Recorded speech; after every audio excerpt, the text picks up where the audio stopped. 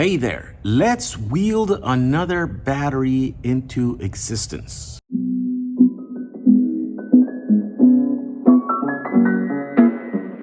Hey, so this video is sponsored by PCBWay. More on them later. All right, let's see what we got going on here. As you know, we are building products for the LiFePO4 cells. They're lithium iron phosphate, 74 amp hours, very powerful cells, right?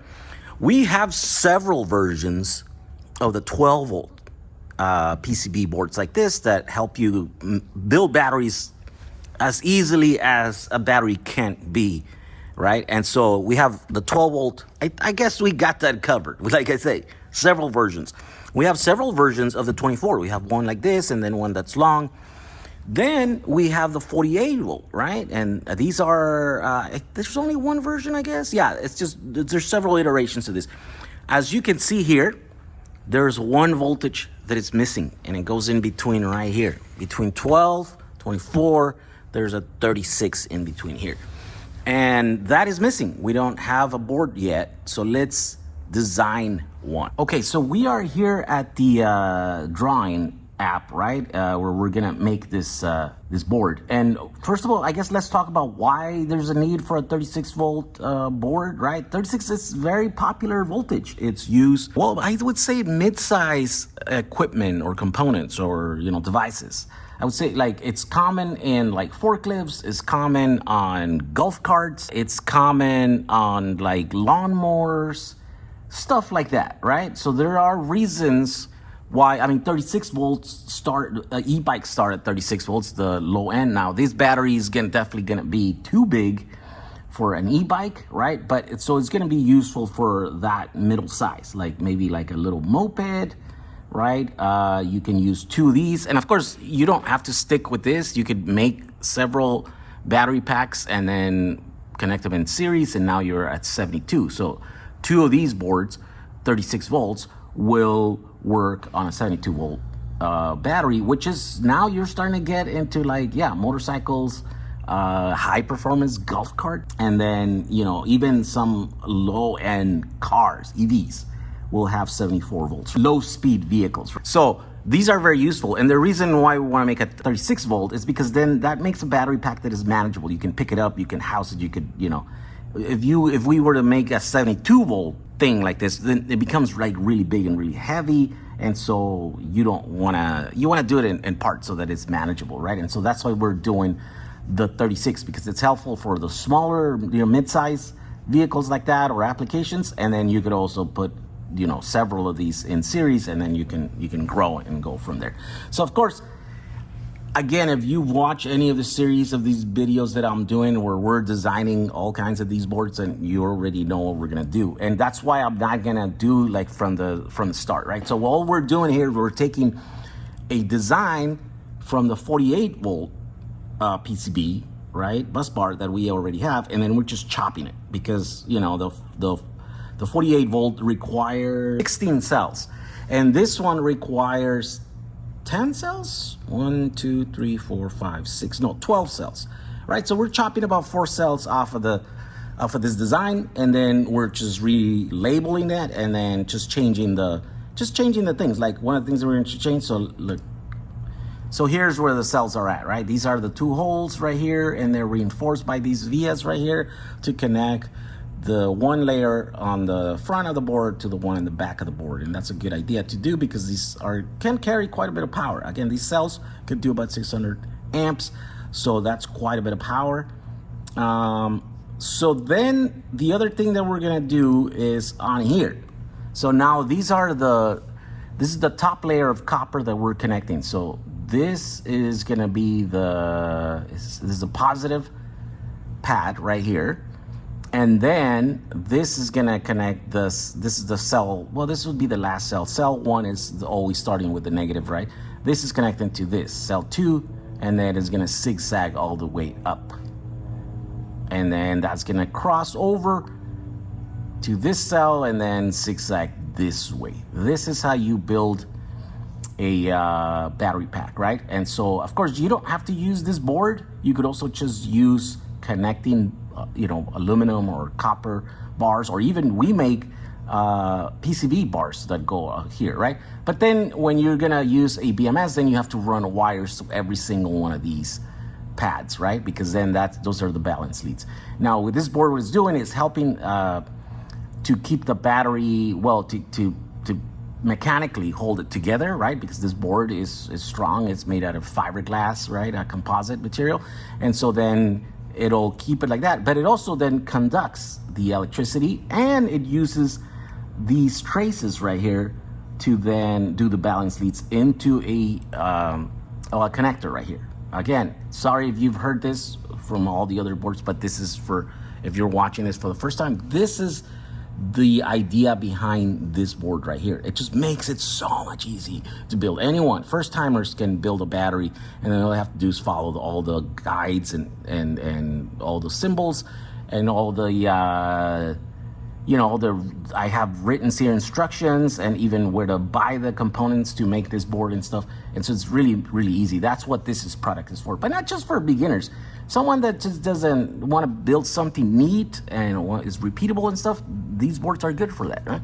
And so that's what we're doing it. So now here, all of these are ending into this connector. And let's look at this connector here. So these connectors right here are for a very popular BMS. And BMS stands for a battery management system. These are little electronic devices that you can buy. Now they're common in the marketplace. And they manage your battery so to keep it safe, to keep it, healthy and to keep it safe. And so that's what these markings are for. But, you could use them in any number of these off-the-shelf BMS systems, right? And so these markings are there for that. This is B minus, C1, C2, C3, C4. These are the center taps, and then they go in there. Now, on the past, we were only doing this, and so what we're doing is we're putting on a little screw terminal connector here, so that then you can take the wires from the BMS, and then you just put it in there. Just for people that don't know how to solder, you can solder them in here, right? But again, a lot of the people that are buying these, they don't know how to solder. They don't want to learn to solder. So then we're making it just easy that all you need to do is get a small little flat tip screwdriver, and then you can put the wires in there in that little connector that we're gonna install in here. Then the other thing is that people are asking for a secondary connector just to check, because it's good to be able to have like a system or a tool that you can just connect into the battery once the BMS is already installed, and then you can quickly check to see the status of each cell, right? And so that's what this extra connector is here. This is a pretty standard, 2.54 millimeter pitch. In this case, we put all these because we just didn't delete it from the 48 volt one, right? So it allows you to use whatever connector, even if you can't find the one that has the exact same amount of pins. You can just get a bigger one, and then you just ignore these pins in here, right? So, but you could do, you could put the right size connector that only uses the pins if you were to find it, right? And so this is a 12S, so it's a 13-pin connector. I don't think they make a 13-pin connector. I think they make a 14-pin connector, and then a 16-pin connector, and a 20, 24, sort of like that, right? So you might not be able to find the one. And I think I have, let's see, yeah. And I think I have links for all that stuff in here. The recommended BMS, the balancer, yeah. So there you go. This is what this board will look like. The bottom layer just mirrors the top layer again, and that's because it'll help conduct electricity from one cell to the next one. Now, this, we've done several, extensive testing on this design right here. And these two layers, the top and the bottom layer of 1 ounce copper on this board, can easily handle 100 amps, right? So if your load is less than 100, then you don't need anything. You just need to put this board on there, put the nuts, tighten it up, and then that's how you build your battery. And now this copper in the PCB here will conduct from one cell to the other one. It'll serve as your bus bar, primary bus bar. And and that will work, and you'll be able to build this battery really cheaply, because then all you have to do is just buy this board. Now, if you need more, because these cells are capable of doing much more than that, then you will have to reinforce this with aluminum. Well, we sell PCB copper, bus bars that you can put in here, and so you could also do that, or aluminum. We sell 3mm thick aluminum plates that you can put in here, and then that'll give you an extra 200 or 300 continuous capability of doing this, right? So these cells can do about 400 amps continuous, and will do 600 amps for 10 seconds while remaining above 3 volts.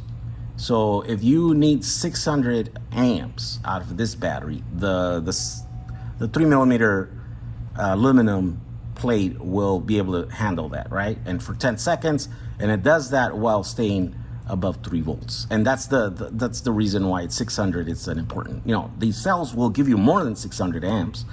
Now they'll start getting hot, and they won't last very long. You're damaging, the damage to them, the wear and tear on this will be higher. But if you have an application where it needs more than that, and you don't mind these cells going below 3 volts, then you definitely could do it. But the reason why this exists is because on a 4S battery, you want to stay above 12 volts for like car audio and stuff like that, right? Because the devices that are made and manufactured for 12 volts, they want to stay above 12 volts. If you go below 12 volts, then they start dying, basically. They start failing.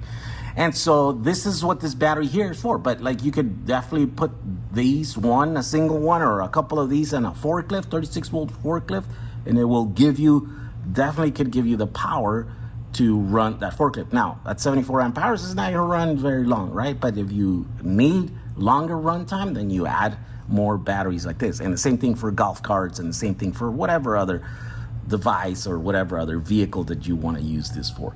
So then all we have to do is look at the 3D render here, and here we go. This is the board. This is what it's going to look like. Here's the diagram, electric diagram, so you can see how your board is made. These pads right here are extra big because that's usually where you're gonna put a ring terminal, right? And then put a nut in there, and so the extra surface helps in the conductivity of the electricity there. And that's it. On the back side, these pads are also so that there's more surface area connecting onto the actual battery post, and so therefore it helps stay everything cool and conduct more efficiently. So after this, now this is design. Now this is going to be an open source project. So all we have to do is upload it into the sponsor of this video. This video is sponsored by PCBWay, and PCBWay has a platform where you can order this. So I have already done that. Let me look at the thing here. Okay, so here we are on PCB's website now, and I have a link on this video to this project right here. And this is the same thing. This is the project. It has the links to all the components that you're gonna need it. And then here, what you could do is just come in here and order it. You click on here and you buy that board directly from PCBWay. And so this is the cheapest way that you can get it. Now, the only drawback is that you have to buy 5. If you need a single one, we will put this at jack35.com, and then you can buy a single board that we printed, that we have ordered from them, right? And we'll mark it up a little bit, and then we'll make just a few dollars off of each one of these boards and stuff.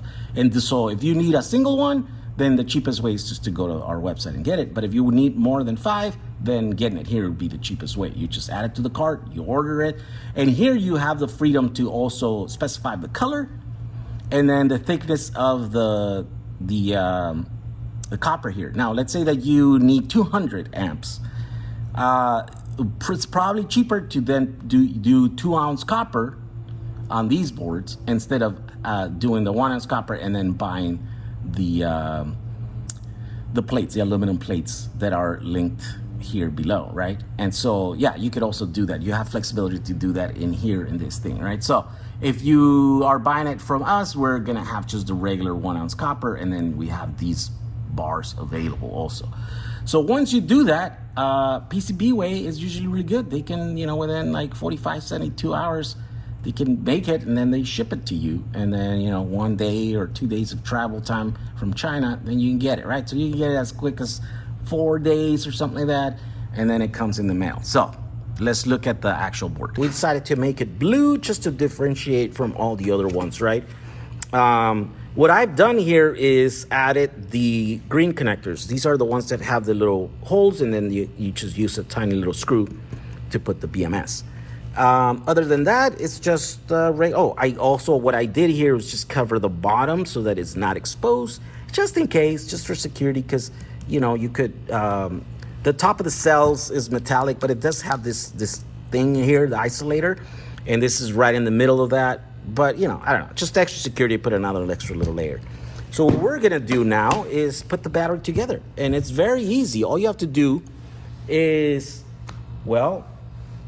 mount these cells, position them just like they are in the board, and then follow the positive and negative signs. And then once you've done that, you just lay it on top.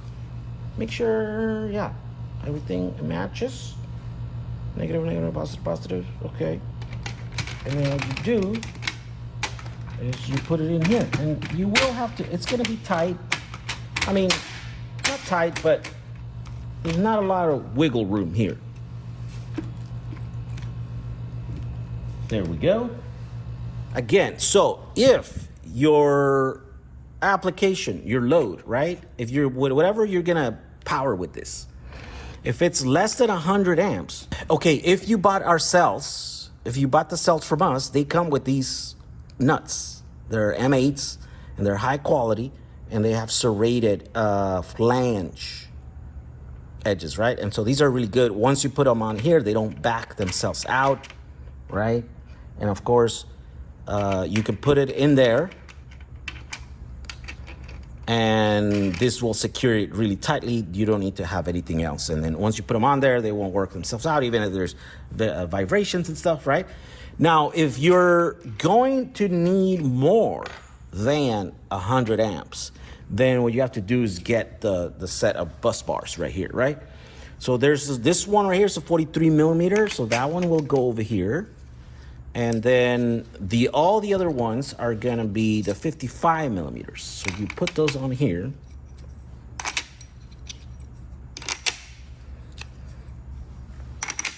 And everything's marked on the board so that you don't get confused. Don't put them in here, because then that's gonna be a dead short. So just be careful and pay attention when you're doing this step right here. And then you can put your nuts in here. And then these nuts, we have covers. These are, optional. You can get these. We'll have a link for these on the group too, on the project. And that's just a little bit extra safety, like I like to use those. That way I know there's less chance of a short, of an electrical short and stuff. Now, I want to put these on top of the board. You could also put them on the bottom, but then what happens is that then you lose real estate on this bolt right here, which you're going to need, because then this is where you're going to put your big cables. So that's the reason why I like putting these on top. And then these pads right here are perfect for big, lugs. There we go. Now you tighten everything up. You'll take these caps off and then use a wrench and torque everything down, and then make sure that everything is balanced. Now let's talk about balancing. The balancer that we like using for these batteries, the ones that are being used for car audio, right? Because they're not using BMS, is this. But it doesn't work on here, because this is a 12 cell battery pack, and this only does 8 cells. So I'm working on a custom version of this right here that we've used way back in the day. And this right here just lets you know, with little lights, lets you know the state of charge. Now you could put a balancer or you can put a BMS, but this will let you know. Now you could also get a high-end BMS, a full featured one that's got like Bluetooth and stuff like that. And then usually sometimes they have the apps on your phone, and then that's how you can manage this battery. Now, if you don't want to use the BMS because your application, 600 amps or something, you have like some application that requires a lot of amperage, Then to also, something that's available is one of these. This is like $50, and you can make a cable and connect those in here, start with the negative all the way to the positive. This will show you the voltage of each cell. And so then it allows you to manage your battery and look to make sure that your cells are balanced while you're using it. And then you can, use it without a BMS, a full, on BMS. There's a bunch of BMSs on the market. You can choose any of them. This will work with any BMS because this is basically just wires. This is just conducting plates, and it all ends in here. And this, the balance leads all end right here, this connector, and you can connect them. You could figure out by looking at the documentation on your BMS how to connect it right here, right? But they're mostly all the same. It starts with the negative, and then it just goes to the positive, and then to the center taps of each cell all the way across. This is what you have here. You can put the connector, an extra connector in here, so you can, use tools or devices so that you can monitor this battery, or you can check it or whatever. So this is, like Legos. You can use this any way you want. Another consideration you'll have to take is also how to house this, right? This will hold this battery like this once you put it on a flat surface like this, right? But you should put like some kind of you could start by doing fish paper on the bottom and on the sides here maybe to protect the battery. But then you could also just make a custom box, right? And we have a custom box sort of like this one that we have for the 48, but we don't have one for the 36 yet. And so maybe we'll make one for the 36, and it's a steel enclosure that is custom to this, right? And you can use it to put it in there. But people can build boxes of all kinds of other materials. And so you should house this battery somehow like that. If you're gonna put this on a golf cart or whatever, there's gonna be quite a vibrations and stuff. And you wanna also isolate this. This is good for isolating like a big plate or whatever, but if you have wires or some other stuff in here, that might be an issue there. So if you build a box and it's covered in there, or you buy a box that just fits in there, there's our boxes like these metal ones that are here that you can buy, and you can definitely fit some of these in here, then you should be able to do that, right? So there it is. This is a 36 volt 74 amp hour. The battery is capable of 600 amps for 10 seconds while staying above 36 volts. If that's important in your application, right? When you load this for 10 seconds, it will stay above 36 volts. And then after the 10 seconds, it'll start dropping a little bit, right? And so very, very powerful battery, very, very easy to build, right? All you have to buy is this board and that, and then just, you figure out how to house it. But you have to do that anyways with any other raw cells that you're going to buy, right? So there you go. This is open source. You can buy this directly from the manufacturers and my sources, or you can go to jack35.com and buy it there. All right, and with that, I want to thank you for joining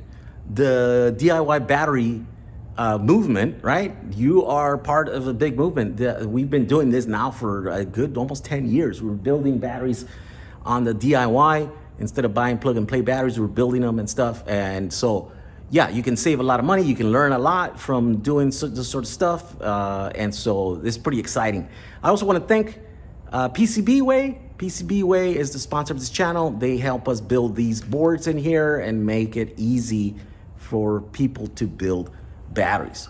Thank you, PCBWay, for supporting this channel and these projects. And we will see you guys on the next video with another battery, another build, another DIY project. All right, until next one, bye.